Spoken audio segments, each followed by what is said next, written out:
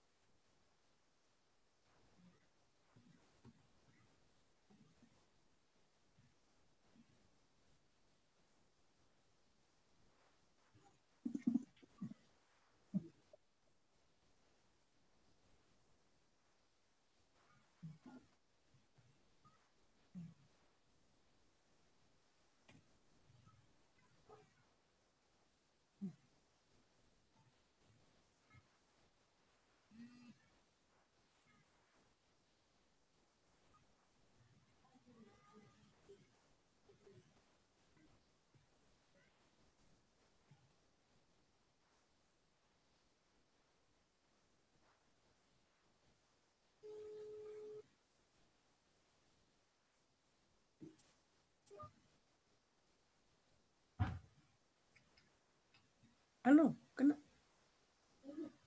nggak ada suara tadi.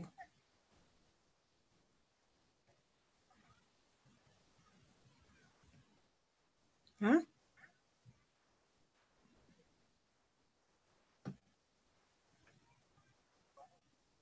Belum. Coba dari sana ngomong. Dari sana coba ngomong tes gitu.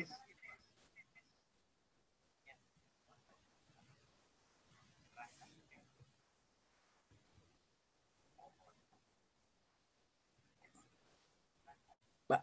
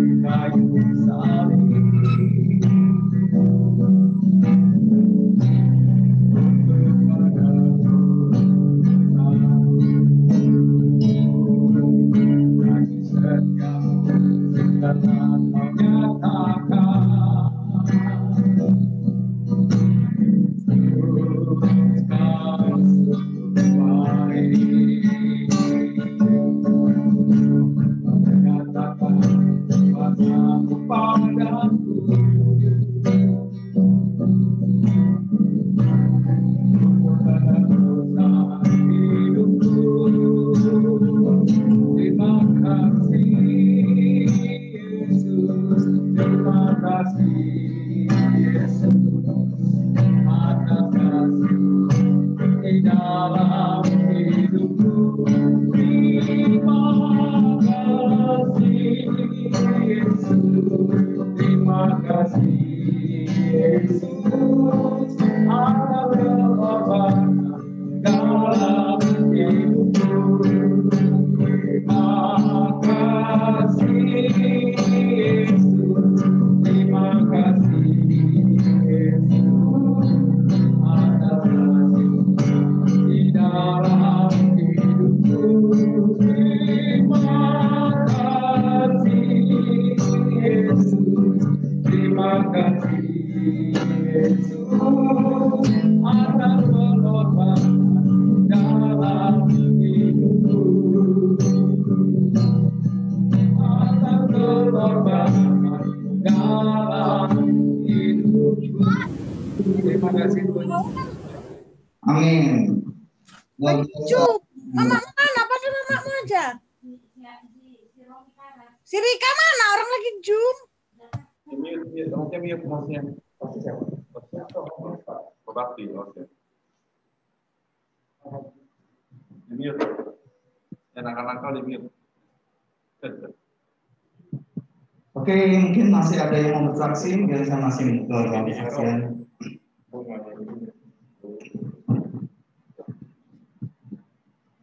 Bu Evi mungkin mau bersaksi, Bu Evi.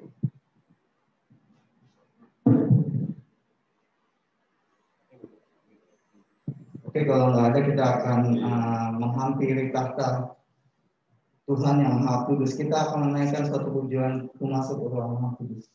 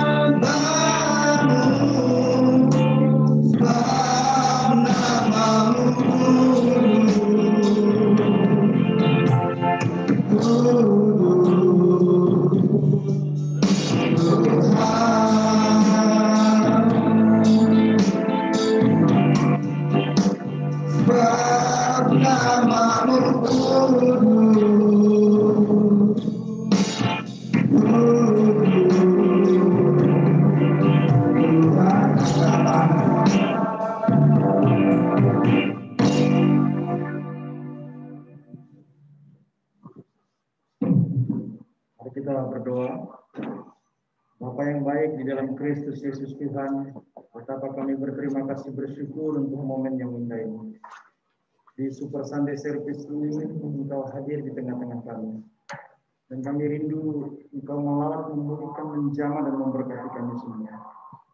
Roh Kudus yang hebat, mari intervensi ambil alih. Dan kami percaya Engkau melakukan perkara besar bagi kami. Terima kasih ya Tuhan. Kami menyerahkan pemberitaan firman ke dalam tangan-Mu, mohon berkat Tuhan tercurah atas kami. Puji sembah hormat bagi-Mu Yesus Kristus. Kami siap diberkati pakai hamba-Mu yang sangat sederhana ini untuk menjadi alat bagi hormat kemuliaan nama-Mu. Terpuji Engkau. Kami siap diberkati Tuhan dalam nama Yesus. Kami berdoa. Amin. Ya, terima kasih untuk kebersamaannya yang luar biasa. Sehingga kita bisa berkumpul beribadah bersama-sama dalam kesempatan ini, baik dalam ibadah online maupun juga onsite. Saudara yang kekasih dalam Tuhan Yesus Kristus, Media Indonesia pada Minggu 27 Desember 2020 jam 21.15 waktu Indonesia bagian Barat bertuliskan perayaan Natal 2020 dirayakan di tengah pandemi memang menjadi beban berat bagi semua umat Kristen. Pasalnya berbeda dengan tahun-tahun sebelumnya karena tahun-tahun sebelumnya tidak ada pandemi. Natal selalu dirayakan dalam nuansa pada umumnya pemberia, gegap gempita, happy lah ya. Nah meskipun demikian sebagai umat yang beriman itu tidak boleh membuat perayaan Natal itu menjadi sesuatu yang tidak baik. Nah tetap ada lilin-lilin yang dinyalakan dalam kesempatan itu dan dalam peristiwa Natal itu ada yang menarik sekali. Apa itu? Presiden Joko Widodo memberikan sambutan dalam perayaan Natal Nasional 2020. Saya mengajak seluruh umat Kristiani untuk tidak kehilangan harapan. Penyertaan Tuhan yang Maha Pengasih memampukan seluruh umat untuk melampaui segala kecemasan dan kekhawatiran. Bertransformasi untuk menghadapi masa-masa sulit. Itu pernyataan Jokowi yang luar biasa sekali. Ya, Presiden yang kita cintai, yang kita sayangi, Presiden Joko Widodo. Nah, yang menjadi hal yang luar biasa bagi saya dalam hal tersebut adalah Presiden Jokowi berkata begini. Hanya ada 2 kalimat yang menurut saya itu sesuatu yang luar biasa. Penyertaan Tuhan. Nah, kata tersebut memberikan penguatan bahwa penyertaan Tuhan itu begitu hebat, begitu dahsyat, begitu ajaib. Itu penyertaan Tuhan ya. Penyertaan Tuhan diakui oleh Presiden kita yang percaya kepada Allah yang Maha Kuasa, yang juga kita percayai di dalam Yesus Kristus Tuhan. Bapak Ibu yang dikasihi Tuhan Yesus Kristus, perhatikan baik-baik. Kehebatan penyertaan Tuhan itu menjadi tema kita pada minggu akhir di bulan Februari 2020. Yang pertama, kalau kita cek dari 1 Samuel 18 ayat 14 sampai 30 adalah penyertaan Tuhan tidak dibatasi oleh musuh. Mengapa? 1 Samuel 18 ayat 14 sampai dengan 27 berkata demikian. Daud berhasil di segala perjalanannya sebab Tuhan menyertai dia. Ketika dilihat Saul bahwa Daud sangat berhasil, makin takutlah ia kepadanya. Tetapi seluruh orang Israel dan orang Yehuda mengasihi Daud karena ia memimpin segala gerakan mereka. Berkatalah Saul kepada Daud, "Ini dia anakku perempuan yang tertua, Merab. Dia akan kuberikan kepadamu menjadi istrimu. Hanya jadilah bagiku seorang yang gagah perkasa dan lakukanlah perang Tuhan. Sebab pikir Saul, janganlah tanganku memukul dia, tetapi biarlah ia dipukul oleh tangan orang Filistin." Tetapi Daud berkata kepada Saul, "Siapakah aku dan siapakah sanak saudaraku? Kaum ayahku di antara orang-orang Israel, sehingga aku menjadi menantu raja." Tetapi ketika tiba waktunya untuk memberikan Merab, anak Saul itu kepada Daud, maka anak perempuan itu diberikan kepada Abdiel, orang Mehola, menjadi istrinya. Tetapi Mikal, anak perempuan Saul, jatuh cinta kepada Daud ketika hal itu diberitahukan kepada Saul. Maka ia pun menyetujuinya. Sebab pikir Saul, baiklah Mikal kuberikan kepadanya, biarlah ia menjadi jerat bagi Daud, dan biarlah tangan orang Filistin memukul dia. Lalu berkatalah Saul kepada Daud untuk kedua kalinya, pada hari ini engkau boleh menjadi menantuku.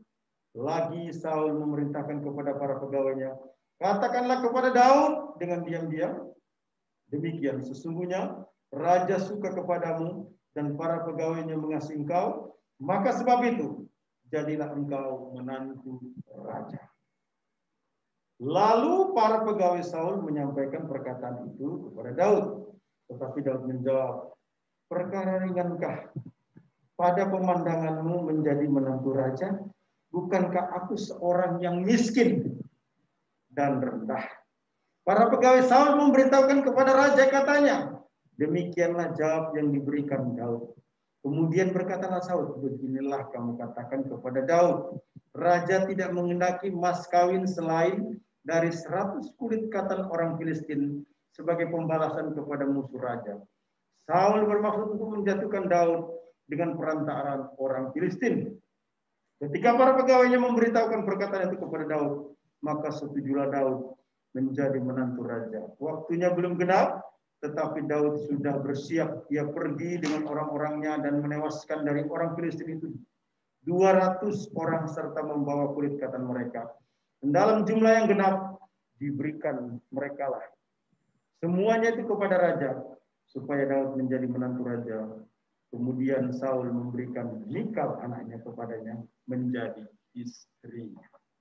Perhatikan baik-baik Bapak Ibu yang dikasih Tuhan Yesus Kristus. Penyertaan Tuhan itu harus kita pahami, kita mengerti secara luas. Di tengah-tengah pandemik ini, pemahaman hal yang seperti ini sangat penting sekali. Pertama, penyertaan Tuhan tidak dibatasi oleh musuh.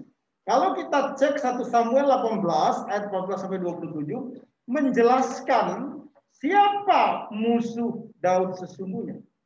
Musuh Daud sesungguhnya adalah Saul, orang Filistin. Siapa Saul jika dihubungkan dengan Daud? Saul adalah musuh Daud yang telah membuat strategi jitu untuk membunuh Daud, yakni dengan cara memberikan anaknya sendiri, yaitu Merab, untuk dijadikan istrinya dengan tujuan agar Daud terbunuh di dalam peperangan. Ngeri banget. Musuh memberikan pancingan anaknya sendiri. Saul demi untuk menghancurkan Daud, dia menyerahkan putrinya. Jadi anak mantu akan dihancurkan, dicelakai, akan dibunuh, dimatikan dengan cara memberikan umpan putrinya sendiri. Tragik, ngeri banget, kejam perilaku yang seperti ini. Nah, perhatikan baik-baik. Jadi Saul memberikan Merab untuk dijadikan istri dengan tujuan agar Daud terbunuh di dalam peperangan. Nah, 1 Samuel 18 ayat 17 berkata, hanya jadilah bagiku seorang yang gagah perkasa dan lakukan perang Tuhan. Sebab pikir Saul, janganlah tanganku memukul dia, tetapi biarlah ia dipukul oleh tangan orang Filistin. Persetujuan pernikahan Daud dengan Merab ini bukan persetujuan bahagia, tetapi persetujuan celaka, persetujuan menghancurkan, persetujuan membinasakan, persetujuan menghilangkan nyawa. Saya ulangi, persetujuan menghilangkan nyawa. Ngeri. Saul ternyata tidak memberikan Merab juga. Dasar penipu tetap menipu. Dasar culas tetap culas. Dasar curang tetap curang. Dasar jahat tetap jahat. Nah, jadi Saul ternyata tidak memberikan Merab anaknya kepada Daud untuk dijadikan apa? Istri. Nah, Saul menggantikan Merab dengan siapa? Dengan Mikal. Dengan keyakinan yang semakin kuat dari diri Saul, ada peluang kesempatan untuk membunuh Daud dengan cara mendesak Daud untuk menikahi Mikal. Jadi ada dua perempuan ini yang menjadi bayang-bayang dalam kehidupan Daud. Ya, pertama si Merab, yang kedua si Mikal. Nah, ternyata upaya tersebut, saudara, ini Saul ini ya dasar manusia memang ya.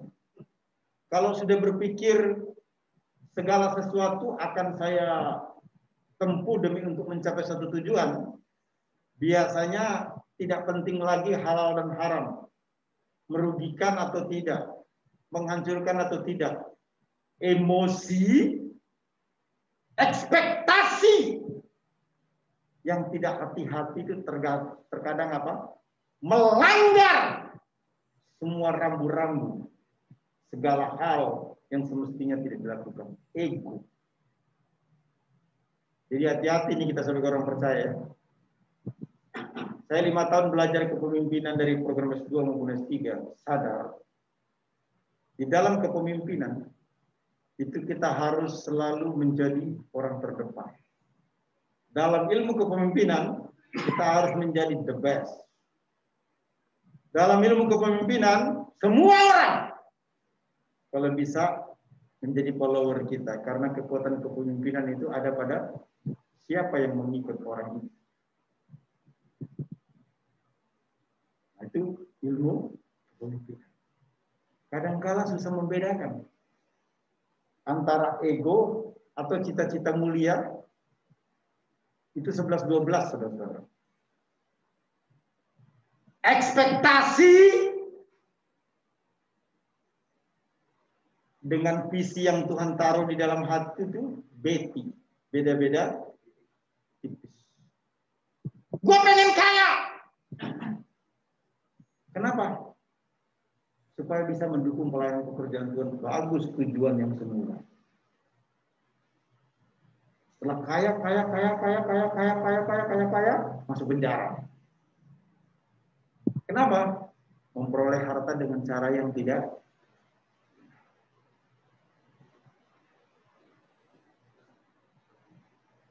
Oke? Coba kita cek kepada diri kita. Saya tidak berkata kita taruhan dengan Allah. Tapi berapa banyak iming-iming yang kita kasih sama Tuhan. Apa saja yang kita sudah omong dalam hati walaupun tidak ucapkan kepada sesama. Tuhan, nanti aku kalau dapat ini maka aku ini. Nanti aku kalau dijawab doanya aku akan kasih ini. Dan pada akhirnya apa, saudara? Enggak.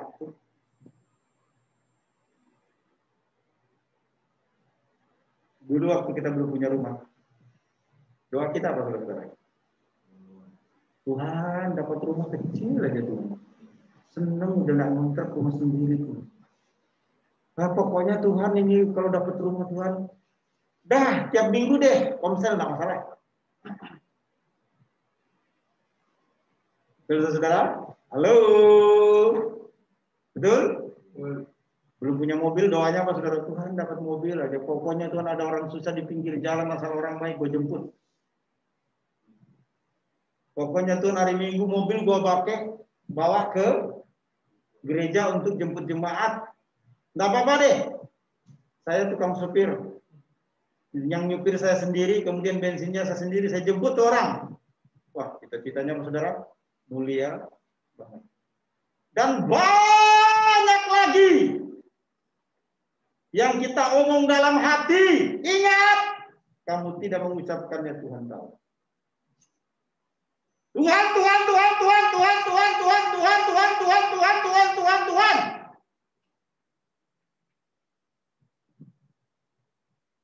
Kalau kita berhitung dan Tuhan ada di depan kita, dia tanya, lu punya janji sama gue, berapa persen yang lu tepati?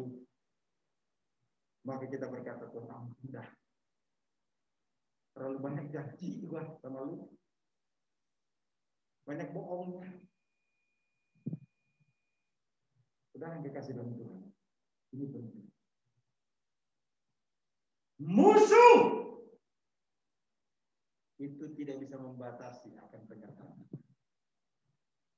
Dikatakan di sini saudara-saudara, menarik sekali bagaimana lobi-lobi yang dilakukan oleh Saul demi untuk menghancurkan Daud. Bukan hanya muncul dari hati yang jahat, ingin mengorbankan putrinya, tetapi juga melibatkan para pegawainya. Dan menarik sekali, Daud orang yang rendah hati berkata, perkara ringankah pada pemandanganmu untuk menjadi menantu raja? Bukankah aku seorang yang miskin dan rendah? Lagi-lagi, Daud memberi respon yang positif terhadap apa yang menjadi kemauan Saul. Tetapi pernyataan Daud ini yang rendah hati dan tulus ini justru direspon Saul sebagai kekuatan untuk menghancurkan dia. Wow. Kenapa? Karena Saul tidak meminta mas kawin dari Daud. Lu pegawai gue, ini kata Saul, bilang tuh sama Daud. Raja kagak minta emas, perak, permata, harta benda, kagak.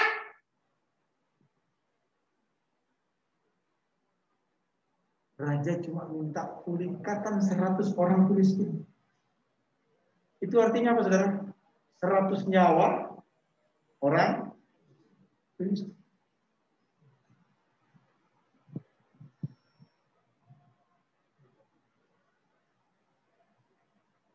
Daud merasa hanya itulah yang menjadi kemampuan dan kekuatannya. Dia orang yang hebat berperang. Tetapi Saul berpikir, tunggu dulu. Dalam mencapai 100 kulit katan itu, lu bakalan mati, kagak bakalan hidup. Ini pikiran si Saul, saudara. Tapi menarik sekali. Penyertaan Tuhan kepada Daud membuat dirinya tidak mati celaka dalam peperangan. Penyertaan Tuhan kepada Daud membuat Daud melihat keberpihakan Allah kepada dirinya. Kulit katan yang diberikan kepada Saul bukan hanya 100, tapi 100 kali lipat. 200. Kulit katan diberikan kepada Saul. Saudara yang dikasih dalam Tuhan. Daud ternyata tidak mati terbunuh seperti harapan, mimpi, kerinduan daripada Saul. Kenapa? Penyertaan. Itu sebabnya saya menyatakan di awal ini bahwa penyertaan Tuhan tidak dibatasi oleh musuh. Perhatikan cerita Yusuf bersama dengan saudara-saudaranya. Yusuf dijual kepada orang Ismail. Orang Ismail menjual kepada Potifar. Istri Potifar. Musuh dalam selimut. Bagi Daud karena menginginkan cinta diraih. Masuk dalam penjara. Tapi penyertaan Tuhan bersama dengan Yusuf. Apa yang dikerjakan Yusuf semua sukses. Yusuf menjadi orang kedua di Mesir. Daud hidupnya dibayang-bayangi oleh musuh. Yusuf hidupnya dibayang-bayangi musuh. Tapi penyertaan Tuhan membuat selalu Yusuf maupun Daud berhasil. Saudara, di pandemi ini semua orang pengen survive. Semua jurus-jurus dikeluarkan. Maaf nih tidak berlebihan, tapi saya kira ini yang sedang terjadi. Yang penting gue selamat, lu hancur kagak apa-apa. Karena memang kondisinya sekarang seperti apa? Kalau mau bertahan makan orang lain.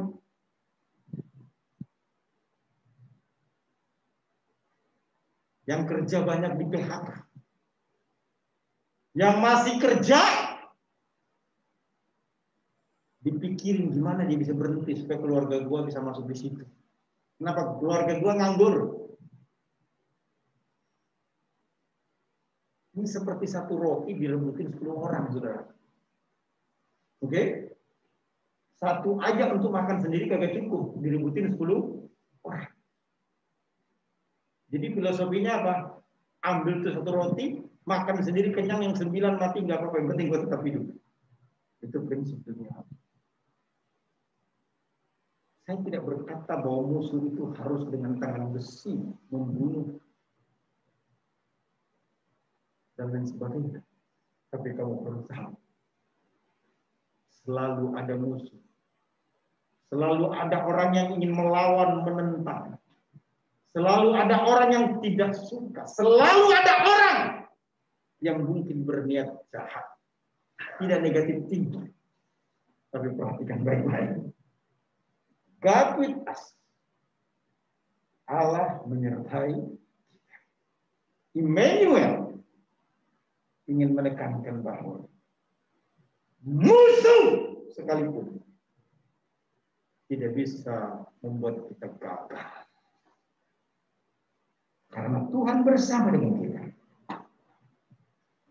Saudara, ngeri sekali. Saya kalau memperhatikan, ternyata nama Tuhan itu bukan baru dipakai di zaman sekarang untuk melakukan kejahatan. Nama Tuhan itu sudah dipakai dari zaman PL untuk menghancurkan hal-hal yang baik.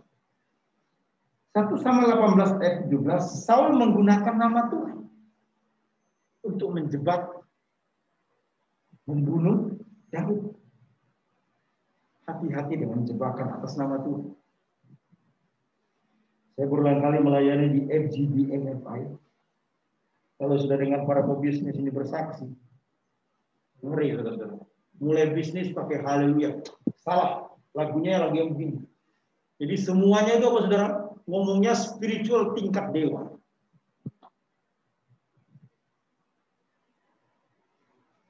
Ayo doa jam 5 supaya kita punya bisnis berkah. Ayo baca Alkitab. Oh, sungguh-sungguh, saudara. Itu baru mau running bisnis ceritanya. Oke? Ketika duit dikumpul semua banyak, bisnis sudah running, dimulai dengan doa. 1-2 kali, 3 kali, pembagian bagus, oke. Mulai ada kecurangan, biasanya udah dapat nama Tuhan. Teman saya ngomong, bro, sorry. Kita mulai bisnis ini dengan nama Tuhan. Dengan doa, puasa, baca Alkitab, dan berdoa bersama-sama. Sampai lu sendiri kan yang pilih lagu. Waktu kita bersekutu, lagunya paling bagus ini. Ini lagu diurapi. Ini lagu pewahyuan dari Tuhan. Ini lagu Roh Kudus bicara sama saya, makanya kita pakai lagu ini. Tuhan bicara sama saya, doanya harus begini. Sekarang kita mau berhenti kok enggak berdoa lagi. Udah! Enggak ada Tuhan sekarang. Itu persekutuan bisnismen nomor 1 di Indonesia. Tidak berhasil. This is real, man. Halo. Betul? Hati-hati. Pakai nama-nama Tuhan. Hanya untuk ambisi. Tapi melukai, mencederai orang lain. Musuh kita, saudara-saudara, bisa saja menawarkan pertolongan dan memberikan kemudahan seperti Saul. Udah, nggak usah merah, mas perak bermata. Gampang. Cukup 100 kulit kata.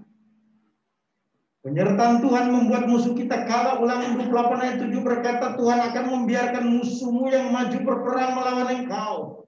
terpukul kalah olehmu, bersatu jalan mereka menyerangi engkau, tetapi bertujuh jalan mereka akan lari dari hadapan. Orang yang niatnya busuk jelek, saudara, mau bisnis dengan kita, Tuhan singkirkan dulu. Kenapa? Tuhan bersama. Penyertaan Tuhan membuat kita tidak takut menghadapi musuh. Orang hebat, orang kuat sekalipun. Mazmur 1 ayat 4 berkata, sekalipun aku berjalan dalam lembah kekelaman, aku tidak takut bahaya, karena engkau besertaku, gadamu dan tongkatmu itulah yang menghibur. Successful adalah milik Tuhan yang tidak akan kemana-mana, yang pasti diberikan kepada kita sebagai anak-anaknya. Jika kita tahu betapa pentingnya untuk selalu bersama dengan Tuhan. Biarkan tapak Tuhan ada di depan dan kita mengikuti tapak-tapak kaki tersebut. Penyertaan Tuhan tidak dibatasi oleh. Yang kedua, penyertaan Tuhan terlihat melalui kehadiran sahabat. Kenapa? 1 Samuel 14 ayat 28 sampai 29 berkata demikian. Lalu mengertilah Saul dan tahulah ia bahwa Tuhan menyertai Daud dan bahwa seluruh orang Israel mengasihi Daud, maka makin takutlah Saul kepada Daud.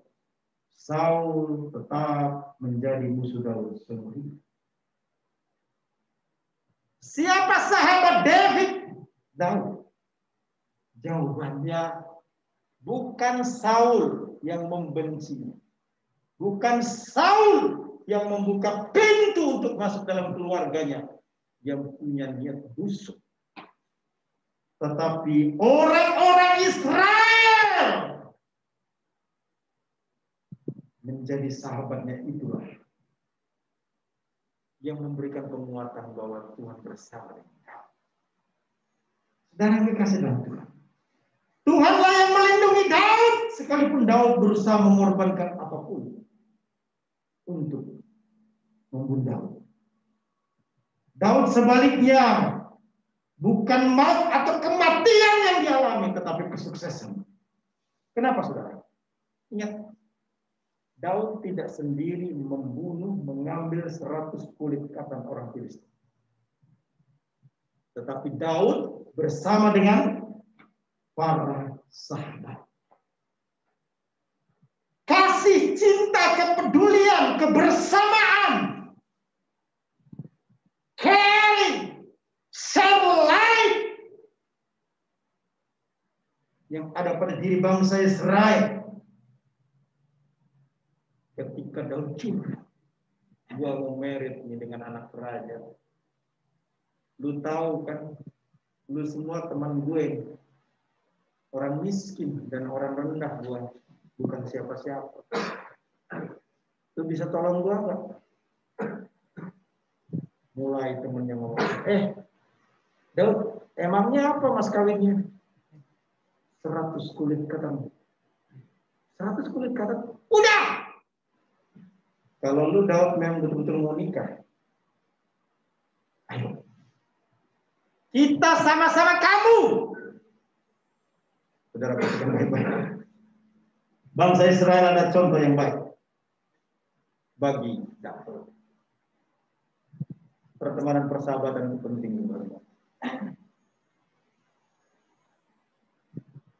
Itu sebabnya kita perlu kumpul di sini berapapun jumlah. Kenapa? Karena pertemanan persahabatan itu. Saya selalu ngomong, hari Kamis saya sudah di sini, paling banter hari Jumat. Pintu ini selalu terbuka.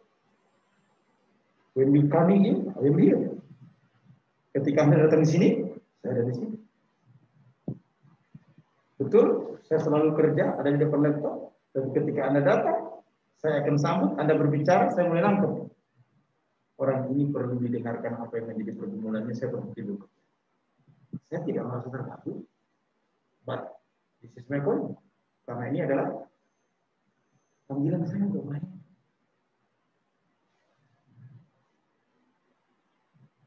Anda mau berteriak di lantai 2, lantai 3, berdoa menjerit kepada Allah sendirian silakan.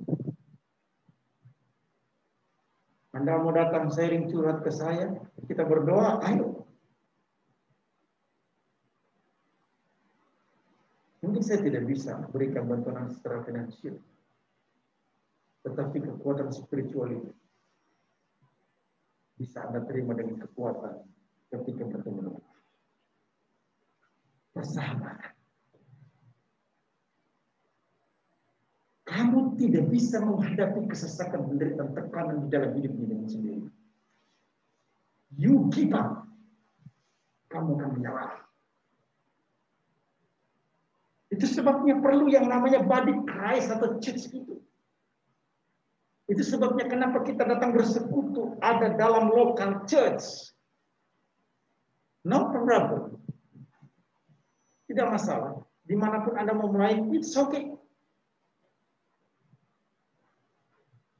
Tapi kita harus tertanam di local church. Bukan untuk organisasi, tapi supaya pertemanan kita menjadi solid atau menjadi pertemanan itu penting. Semakin sering kita ketemu, semakin dekat. Saya dengar sengaja dari luar tadi. Saya tetap di building. Bagus juga main musiknya Pak Andre ini. Bagus juga worship leadernya ini. Bagus juga ini Boris main drum. Bagus juga ini Pak Douglas ciptakan lagu. Karena saya orang kepemimpinan, nalar saya langsung jalan. Dan saya kita bisa buat rekaman Pak Douglas yang ciptakan. Promote. Why not? Betul nggak? Amin. Jangan lihat hari ini, saudara. Tapi lihat future. Sesuatu yang akan menjadi kenyataan dimulai dari sebuah mimpi. Amerika tidak pernah ada di dunia ini kalau bukan sebuah mimpi. Mimpilah yang membuat Amerika menjadi negara adikuasa. The power of vision. Yesus Barna berkata, visi itu harus dijawantahkan jika ingin melihat kesuksesan. Ayo, big vision. Kita perlu punya teman. Oke? Tapi jangan sampai karena teman kita dibenci sama istri dan anak-anak kita ya. Pak, bawa aja ada bantal sama kasur ke gereja sana tidur sana. Nah, itu repot kan. Begitu Pak ya. Nah, problem kalau mau tidur di sini. Saya ada di sini dong. 1, 2, 3, 4, 4 ruang yang tertutup. Teman. Perlu. Jangan sungkan Anda untuk WA saya. Jangan sungkan Anda untuk telepon. Kalau saya tidak bisa angkat telepon, mungkin saya lagi meeting atau lagi persiapan untuk webinar yang kadang-kadang mendesak setiap hari. Tapi ketika kamu WA, saya pasti balas. Pertemanan. Betul? Nanti kalau selesai pandemi kita main-main ke rumahnya Pak Douglas, ketemu sama family. Ada? Pertemanan, persahabatan, saudara-saudara. Ini penting. Kekuatan persahabatan itu ada karena penyertaan kita. Yang namanya bersahabat pasti ada pertikaian. Pasti ada pertengkaran. Pasti ada ketidakcocokan. Karena itu adalah proses untuk memperkuat persahabatan. Ketika si A sama si B mulai tidak cocok, sebenarnya itu proses yang bagus. Karena mulai saling mengenal aslinya sesungguhnya. Kalau saudara, kita waktu kerja pertama kali di kantor 3 bulan happy ya, senang. Bulan keempat, kelima, keenam baru tahu. Gini ini bos gue, gini ini pimpinan gue, gini ini orang sekitar gue. Mulai kelihatan. It's normal. Nobody perfect. Tetapi penyertaan Tuhan itu membuat persahabatan itu dipelihara oleh sahabat. Harus berani menegur, sahabat harus berani ditegur. Oke? Sahabat harus berani berkorban, sahabat harus berani menerima pengorbanan sahabat. Itu yang namanya sahabat. Daud bersahabat dengan Yonatan. Dalam 1 Samuel 18 ayat 1 sampai 5 dijelaskan, Daud mengikat perjanjian persahabatan dengan Yonatan. Yonatan mengasihi Daud seperti dia mengasihi dirinya sendiri, saudara-saudara. Dalam 2 Samuel 9 menunjukkan Daud begitu baik kepada Mephiboset yang adalah anak dari sahabatnya Yonatan. Tidak membunuh, tapi menjaga, memelihara, melindungi Mephiboset. Kenapa? Karena ada kekuatan dalam usaha.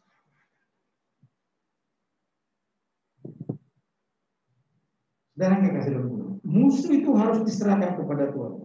Tidak usah dilawan dengan kekuatan kita. Ibrani 10 ayat 30 berkata, sebab kita mengenal dia yang berkata pembalasan adalah hakku, akulah yang menuntut pembalasan dan lagi Tuhan akan menghakimi. Kita kalau tidak bergerak melawan, diam dalam doa dan menyerahkan kepada Tuhan, itu bahaya, besar sekali resikonya. Karena Tuhan yang akan ambil alih. Menarik sahabat adalah teman, terutama dalam kesulitan. Amsal 17:7 berkata, seorang sahabat menaruh kasih setiap waktu dan menjadi seorang saudara dalam Pastor, repotnya begini, Pastor. Kita waktu senang, Pastor, waktu susah, Pastor, makan, beli nasi goreng bagi 2. Beli minuman aqua, nggak diminum di tempat sambil jalan supaya bisa bagi 2. Sekarang dia sudah jadi orang sukses. WA gua udah nggak pernah dijawab lagi, telepon juga di-reject. Kamu tidak pernah menjadi orang yang baik sekarang seperti ini kalau bukan orang lain yang pernah menolong dulu. Kamu tidak pernah bertemu Yesus kalau bukan ada orang yang digerakkan oleh Allah untuk berbicara tentang Yesus dan menuntunmu bertemu dengan Yesus. Itu adalah sahabat.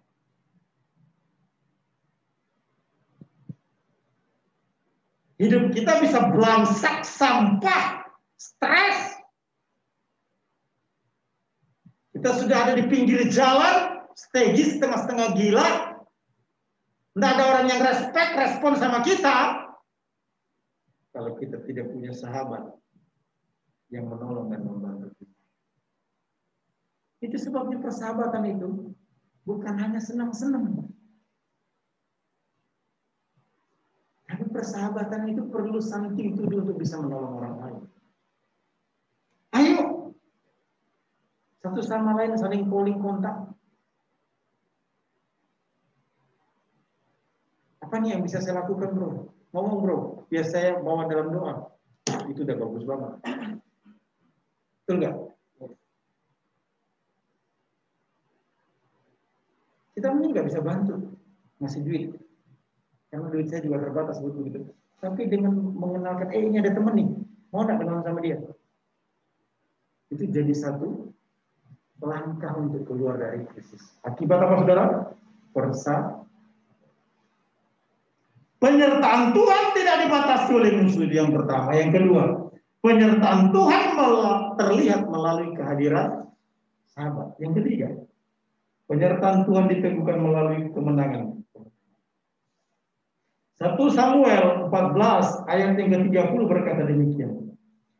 Apabila raja-raja orang Israel maju berperang, setiap kali mereka maju berperang, maka Daud lebih berhasil dari semua pegawai Saul sehingga namanya sangat masyhur. Apa artinya ini? Kemenangan itu tidak hanya terjadi sekali, tapi kemenangan itu terjadi berulang kali. Why? Itu karena penyertaan. Apa sih yang menjadi kecemburuan jealous Saul dengan Daud? Bukankah mereka dua-duanya pahlawan? Hanya karena ada nyanyian. Daud membunuh berlaksa-laksa. Dibanding dengan Saul yang mungkin hanya beribu-ribu. Penyertaan Tuhan membuat kita menjadi champion. Super conqueror. Super menang. The winner. Pemenang sejati. Wow. More than conqueror. Lebih daripada. Gini saudara ya. Hidup ini banyak warnanya. Hidup ini banyak ceritanya. Kalau saya ilustrasikan, dunia ini kertas, bumi ini kertas, lautan adalah tinta yang mungkin tidak habis. Tidak cukup, maksud saya. Tahu nggak Anda? Jika Anda mengalami masalah rumah tangga, ketika Anda mengalami perjumpaan pribadi dengan Tuhan, adalah cara Allah untuk bicara kepada orang lain ketika mereka mengalami masalah rumah tangga. Tahu nggak Anda? Jika Anda pernah terlibat narkoba, kemudian Anda menang dari kasus itu, ketika Anda bertemu dengan teman yang mengalami kes yang sama, Anda akan bisa menolong orang itu. Minggu yang lalu, sorry to say, saya diantar sama Pak Douglas. Pak Douglas cerita.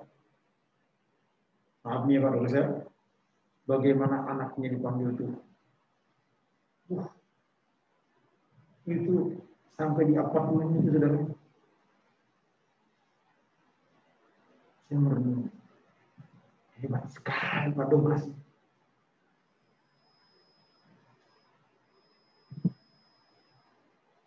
Saya tidak sanggup melewati masa itu. Kalau saya menghadapi kenyataan itu, tidak sanggup kelihatannya. Tapi dengan Pak Douglas bercerita, saya mengukur diri saya. Wah, ternyata apa yang saya alami dibanding dengan apa yang dialami oleh Pak Douglas ini masih lebih berat dia. Anak satu-satunya dipanggil Tuhan.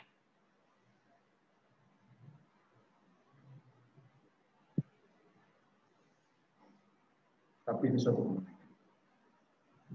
Ketika ada orang mengalami yang sama, the best counselor untuk bicara tentang kedukaan, panggil Pak Douglas. Biarkan Pak Douglas cerita. Pak Douglas boleh cerita. Mungkin orang itu tak jadi cerita. Kenapa? Dia akan berkata, Pak, ternyata apa yang dialami Pak Douglas jauh lebih berat daripada yang mau gua alami. Kemenangan demi ada perjalanan-perjalanan yang Tuhan izinkan di dalam kehidupan ini yang kadang-kala kita tidak merasa penting. Dan kita kadang-kala berkata, apa saya tidak butuh dan saya tidak mau melewati masa itu. Tetapi justru disitulah Tuhan sedang bekerja berkarya untuk menunjukkan kemenangan yang lebih hebat. Pada gelas tadi pagi datang. Pak, jemaatnya siapa? Saya bilang, waktu buka GPI ini udah ada jemaat, jemaatnya cuma satu. Itu pun sebelum ketemu. Siapa? Pak Bakti. Pak Bakti pun kenalnya di webinar. Jadi saya mau kasih tahu. Besok kalau ada ratusan jemaat di tempat itu dimulai dari zero. Dan Anda adalah history maker. Oke? Dari zero, Ben.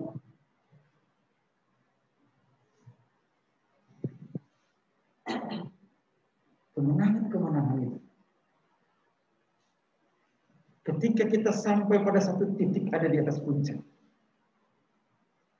Mungkin saya tidak perlu banyak bicara lagi bagaimana itu.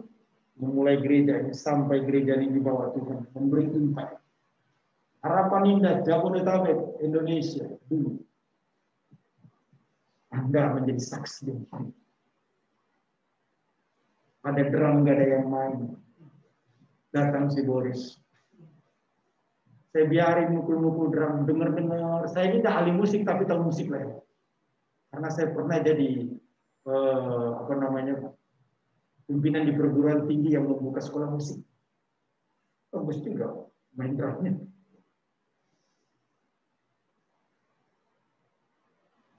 Anda bisa menyampaikan testimoni next time. Mungkin bukan 3 bulan 4-5 bulan berikutnya, tapi 1 tahun berikutnya. Orang akan bertanya, gimana ceritanya GPI AIB itu bercerita. Ada musiknya, ada yang keyboard, ada drumnya, ada yang nabuk drum. Kita mulai dari bawah, banjir lagi, sampai harus pindah di luar, jaga-jaga banjir lagi. Tapi sekarang sudah lain cerita. Tuhan sudah membawa kita dari satu kemuliaan kepada hari ini kita rata-rata bawa motor, semua pada bos-bos bawa mobil.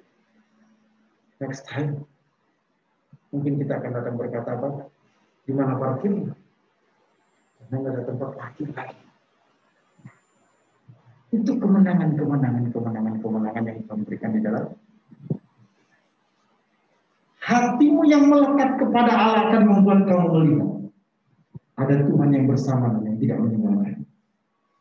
Daud menjadi pribadi yang berhasil melebihi semua pegawai Saul, bahkan melebihi Saul itu sendiri. Daud selalu mengalami kemenangan setiap peperangan. Daud menjadi tenar, menjadi masyhur dengan pergumulan antara mati dan hidup. Karena kerjaannya bukan bisnis jasa, tapi ini bisnis mati hidup. Berperang, saudara-saudara.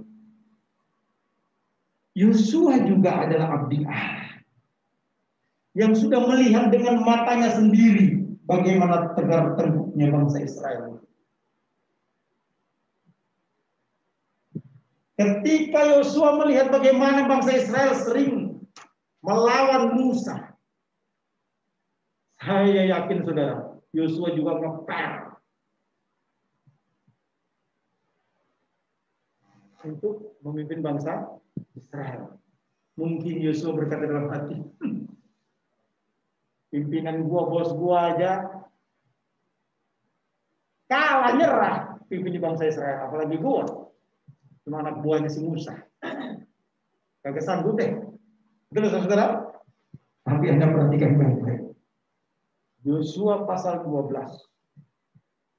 bicara tentang klimak daftar-daftar raja-raja yang dikalahkan oleh bangsa Israel, di mana Yosua terlibat di dalamnya sebagai pimpin. Menarik sekali saudara-saudara. Yosua namanya 27 berkata, dan Tuhan menyertai Yosua dan terdengarlah kabar tentang dia di seluruh negeri.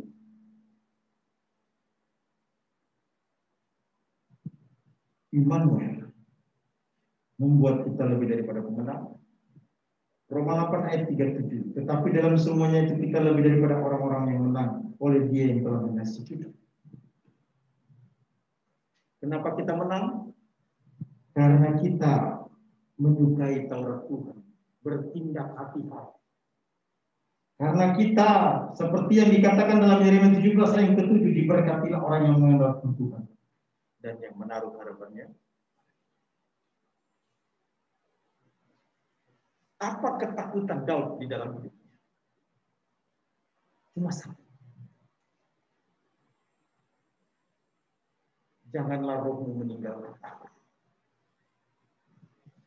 Kita pahami dalam perjanjian baru bahwa Roh Kudus diam, tidak keluar masuk.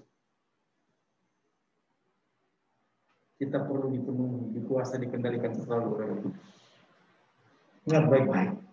Hari ini, sebelum kita ketemu minggu depan, kehebatan penyertaan. Kalau Tuhan bersama dengan apa yang kamu sentuh dengan tangan menjadi berhasil. Kemanapun tapak kakimu pergi, langkah kakimu berjalan, dibuat Tuhan berhasil. Kamu tidak akan melihat sesuatu yang membuat kamu gagal. Pikiranmu tidak akan dimasuki oleh sesuatu yang akan menghancurkan diri. Kenapa? Karena penyertaan. Hari ini Tuhan mengingatkan kepada kita. Penyertaan Tuhan. Kehebatan penyertaan Tuhan yang pertama. Penyertaan Tuhan tidak dibatasi oleh musuh. Don't worry, man. Tidak usah takut. Kalau musuh itu datang tanpa kamu undang atau kamu ciptakan, serahkan dia sama Tuhan. Apakah di marketplace, lingkungan keluarga dan sebagainya? Ya, Tuhan sendiri yang akan selesaikan dengan cara. Ingat kasus Daud. Mau dibunuh sama Saul. Tidak mati. Kemungkinan yang dibangun jalan oleh si Saul untuk Daud mati justru itu membuat dia menjadi pintar. Jalan-jalan yang orang buka yang mungkin menghancurkan, menjebloskan Daud diganti, diubah oleh Allah sebagai jalan-jalan untuk sampai pada puncak atau klimaksnya. Because of God with you. Yang kedua, kehebatan penyertaan Tuhan. Penyertaan terlihat melalui kehadiran Tuhan. Jangan pernah anggap enteng remeh orang lain.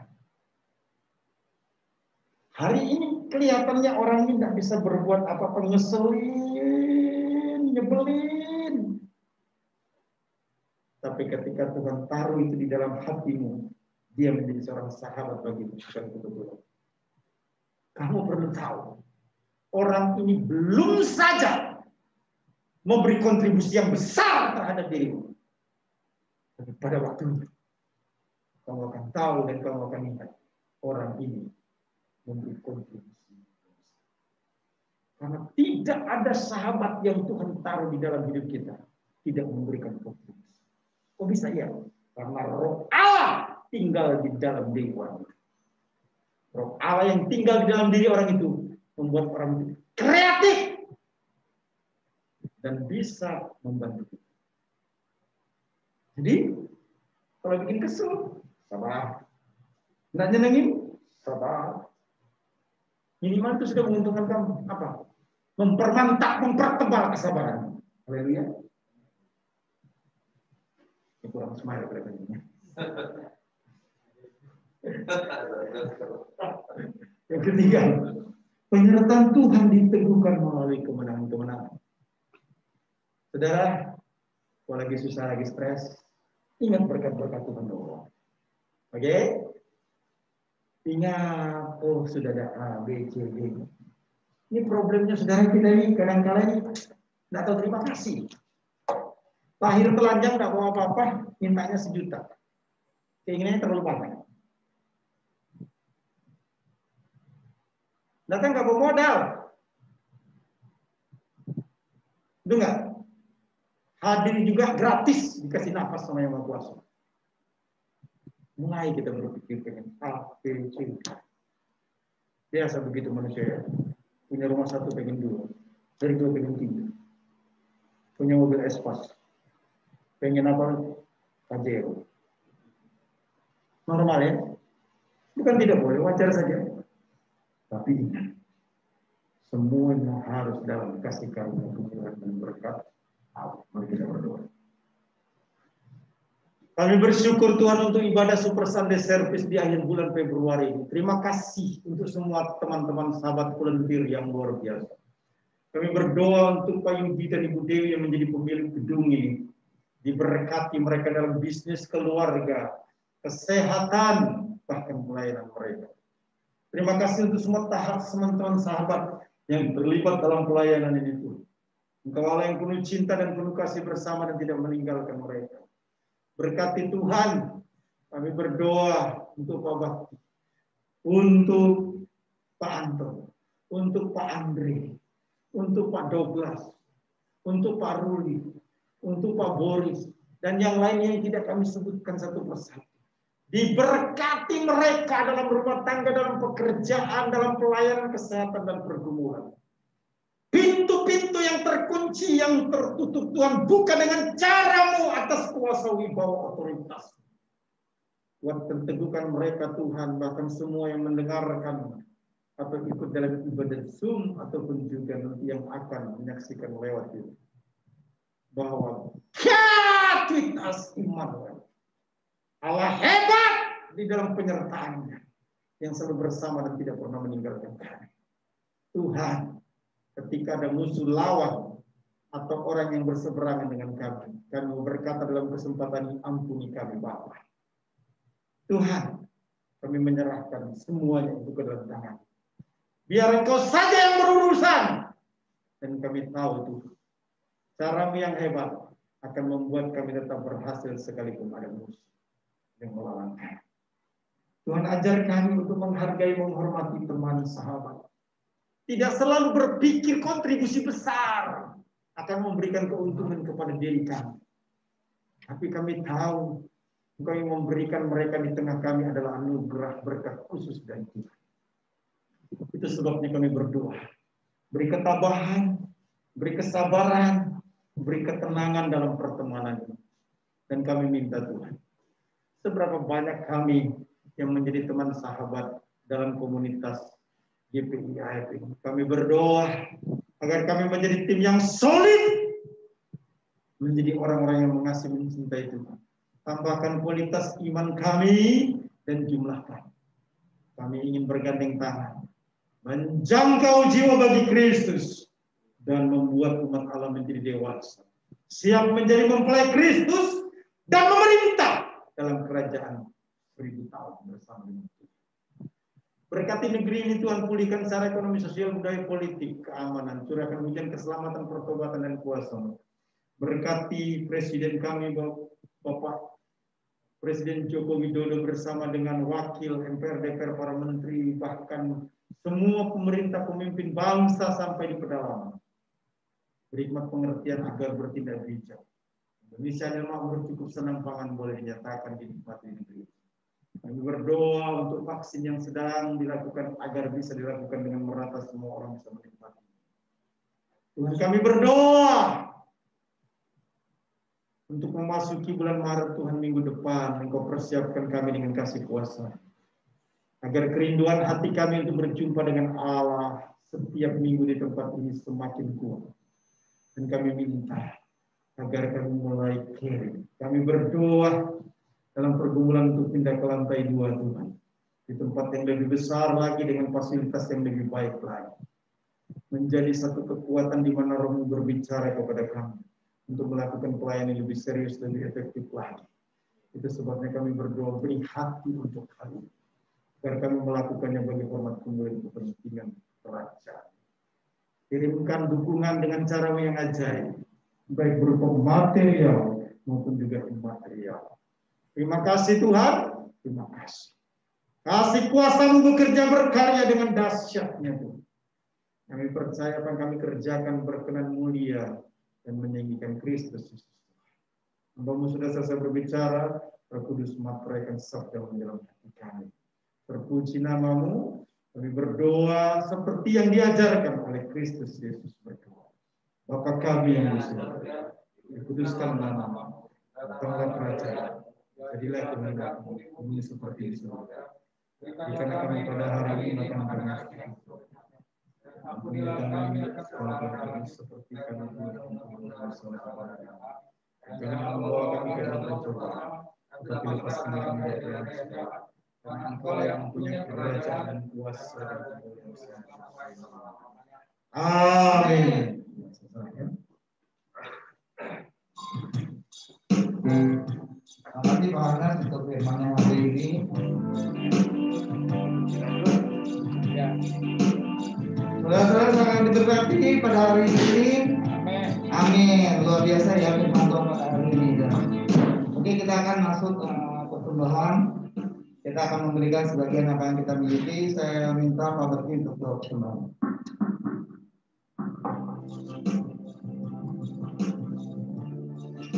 Mari kita berdoa. Bapa di surga, terima kasih untuk kebenaran firman-Mu. Tanamkan itu dalam hati kami, sehingga kami dapat mengerjakan dengan pertolongan Roh Kudus-Mu. Sebentar kami akan memberikan persembahan. Kiranya sedikit berkat yang Tuhan berikan dari begitu banyak berkat yang kami terima, menjadi sesuatu kekuatan kami dalam mengembangkan gereja di tempat ini. Ajar kami untuk memberikan hidup kami sebagai persembahan yang kudus, yang layak dan berkenan di hadapan-Mu. Di dalam Kristus Yesus Tuhan kami berdoa dan ucap syukur kepada-Mu. Haleluya. Amin. Kita akan naikkan pujian terima kasih Tuhan.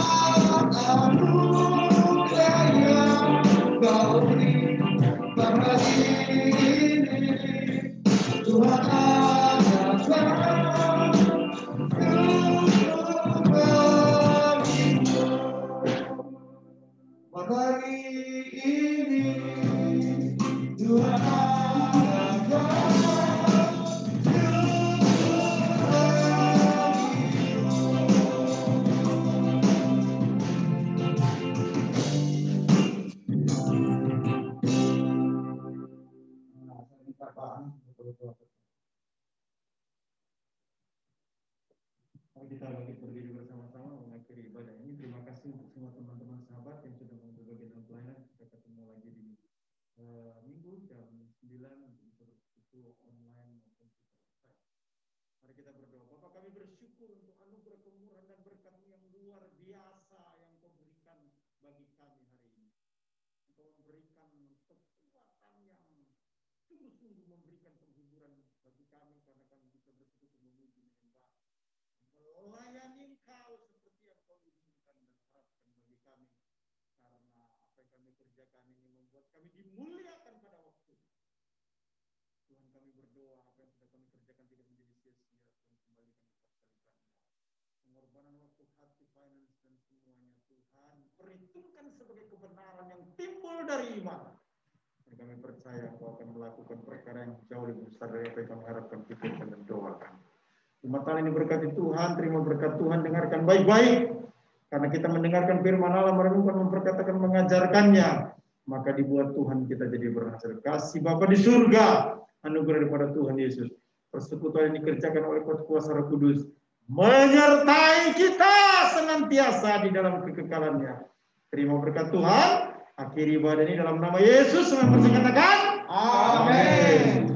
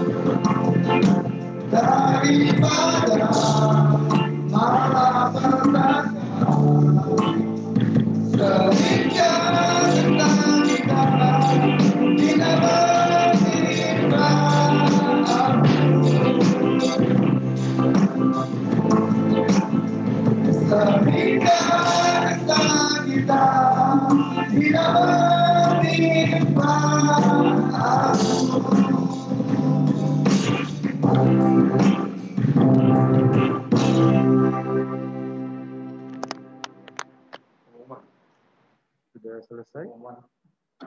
Forward.